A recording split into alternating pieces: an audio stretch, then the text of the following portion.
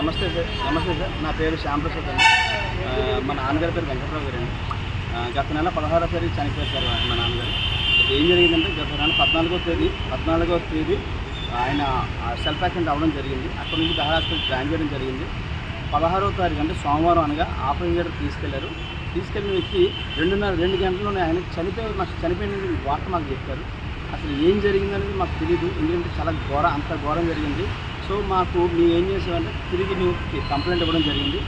Complaint ఇచ్చిన collector గారు కూడా ఒక రిక్వెస్ట్ అయితే కంప్లైంట్ ఇవ్వడం జరిగింది. ఆయన మన కేజీ సూపరింటెండెంట్ గారితో ఒక కమిటీ వేశారు. ఈ కమిటీ ఆధ్వర్యంలో ఈరోజు ఎంక్వైరీకి మమ్మల్ని పిలిచారు. మాతో పాటు హాస్పిటల్ సిబ్బంది కూడా వచ్చారు. సో పిలిచిన తర్వాత ఈ కమిటీలో మేము ఏం జరిగిందనేది అక్కడ ఏం జరిగిందో మీకు చెప్పడం జరిగింది. ఎందుకంటే ఇలాంటి ఘటనలు చాలా జరిగినాయి అక్కడ బెహరా హాస్పిటల్లో. ఇది ఒకటే కాదు సార్, 20-30 మంది ఈ విధంగా చాలామంది హాస్పిటల్కి వెళ్ళిన వాళ్ళు బయటికి సవాల్గా తిరిగి వచ్చిన దాఖలు చాలా ఉన్నాయి అదే హాస్పిటల్లో. ఇలాంటి ఘటనలు ఎవరికి జరగకూడదని చెప్పి మీకు చెప్పడం జరిగింది. జరిగిన అన్యాయం చెప్పడం జరిగింది. మాకు న్యాయం జరగాలని, ఇలాంటి ఘటన ఎవరికి జరగకూడదని దీని గురించి పోరాటం చేస్తున్నాం సార్. సో మీ నాన్నగారికి సెల్ఫ్ యాక్సిడెంట్లో ఎటువంటి గాయం తగిలింది? అంటే మేజర్గా అయినా కంప్లైంట్ ఏముందా, లేకపోతే ఏమైనా పెద్ద గాయం తగిలిందా? చాలా చిన్న గాయం సార్. మోకాల పైన చిన్న దుమ్ము చిట్లింది సార్.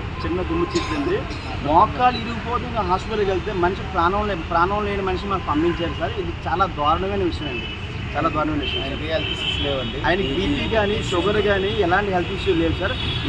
నాకు తెలిసి ఇదే ఫస్ట్ టైం ఆయన హాస్పిటల్ జాయిన్ అవ్వడం సార్. అదే లాస్ట్ టైం అయిపోయింది. ఏజ్ కూడా చాలా చిన్నగా 64 సంవత్సరాల ఏజ్తో ఆయన ఇదైంది సార్. మీకు ఇప్పుడు ఏం కావాలనుకుంటున్నారో అసలు మీకు ఏంటి? న్యాయం జరగాలి సార్, న్యాయం జరగాలి సార్. ఎందుకంటే చెప్పుకున్నాం మేము మా డాక్టర్స్ తోటి, బట్ వాళ్ళ సైడ్ నుంచి మాకు ఖచ్చితంగా న్యాయం కావాలని మేము కోరుకుంటున్నాం. అసలు ఏమీ జరగలేని వ్యక్తి, చిన్న ఫ్రాక్చర్ అయిన వ్యక్తికి ఈరోజు సావమై బయటకు వచ్చారంటే మేము తీసుకోలేకపోతున్నాం. ఓన్లీ అది ఫిట్నెస్ సర్టిఫికేట్ అన్ని విధాలుగా మేము అన్నీ రెడీ చేసి డాక్టర్ వరకు వెళ్ళారు. అంటే ఆపరేషన్కి సూటబుల్ అనే విషయం అతను చెప్పబట్టి మేము ఆపరేషన్ వరకు ఒప్పుకున్నాము. బట్ జరిగిన తర్వాత ఒక ఇంజెక్షన్ తోటే అతను మాకు లేకుండా అయిపోతారని మేము అనుకోలేదు.